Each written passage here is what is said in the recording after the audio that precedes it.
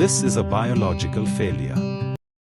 In the world of botany, the goal is simple: grow, bloom, attract a pollinator, and make a seed. But the clove bud, the world's most intense spice, does something radical. It stops. Right at the finish line, it commits to a state of arrested development. Today, we are decoding the reproductive sabotage of Syzygium aromaticum and why its refusal to bloom is the secret to its $5 billion global value. The crimson nail, a study in arrested development.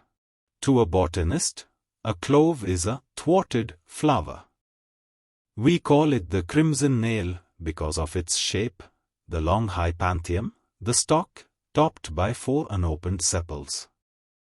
If this bud were allowed to follow its DNA, it would burst into a fluff of pale white stamens. But for the plant, blooming is a massive risk. In the humid, pest-ridden maritime climates of Indonesia and Madagascar, a soft, open flower is an open buffet for herbivores.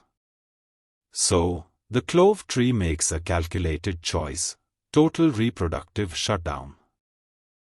The chemical sacrifice: trading petals for poison. This isn't just a pause, it's a metabolic heist.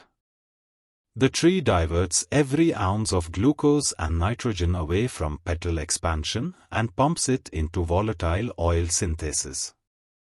The star of the show? Eugenol.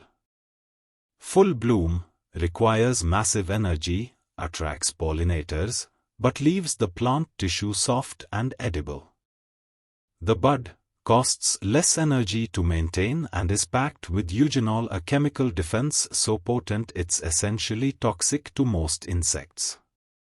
The plant calculates the energy cost and decides that a chemical fortress is a better investment than a floral invitation. Decoding the hormonal kill switch. How does the tree actually stop the clock? It uses a hormonal kill switch. As the tropical rains hit, signaling the end of the growth cycle, the plant floods the bud with abscisic acid, ABA, and jasmonates. These aren't just growth regulators, they are the emergency brakes of the plant world. Cell division ceases. The corolla, the inner petals, stops growing entirely. Lignification. The hypanthium hardens, locking the essential oils inside a woody vault. Sequestration. The oils are pushed into specialized, schizogenous cavities, tiny oil tanks that won't leak until you crush them in your mortar and pestle. The 2026 cultivation paradox. In 2026, precision farming has turned this biological quirk into a high-stakes race. Using non-invasive chemical imaging, farmers can now see the eugenol peak in real time. If we harvest even a millisecond after anthesis, the opening of the flower begins, the chemical profile shifts. The eugenol dissipates, the woody texture turns fibrous, and the culinary value plummets.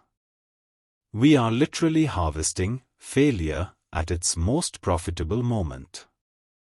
Traditional handpicking is being joined by sensors that detect the exact moment the kill switch is fully engaged. Success through failure. We usually think of evolution as a march toward more flowers, more seeds, more growth. But the clove tree proves that strategic withdrawal is just as powerful. By failing to bloom, Syzygium aromaticum created a defense mechanism so effective that humans traveled across oceans just to get a taste of it. This biological dead end isn't just for your pumpkin spice latte, either. Today, researchers are studying these specific hormonal pauses to help us synthesize new medicines and biopesticides. Next time you see a clove, don't see a spice. See a flower that decided the best way to survive was to never open up at all. You can help me to serve by liking and subscribing this channel.